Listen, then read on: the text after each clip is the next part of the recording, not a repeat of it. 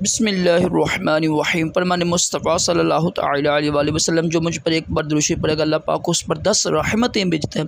सल्लल्लाहु अलैहि हबीब सल्लल्लाहु अलैहि मोहम्मद। मुस्लिम शरीफ की हदीस से पाक है।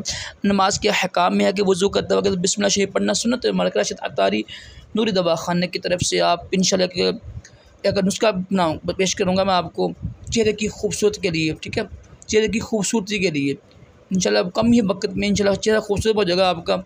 बड़ा ही आसान घरेलू नुस्खा है, ठीक है। करना क्या, आपने 4 चम्मच ले लें आप दूध के, 1 चम्मच शहद ले लें और 2 चम्मच बेसन ले लें।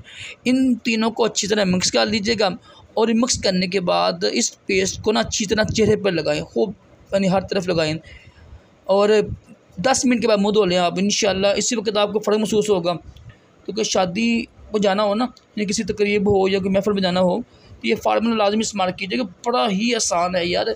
दूध भी अच्छा होता है जिल्द स्किन के लिए, शहद भी और बेसन भी, नुकसान कोई भी नहीं इसका है, ठीक है। लाजमी इस्तेमाल कीजिए, नुकसान कोई नहीं है। सल्लल्लाहु अलैहि हबीब सल्लल्लाहु अलैहि मोहम्मद सल्लल्लाहु अलैहि वसल्लम।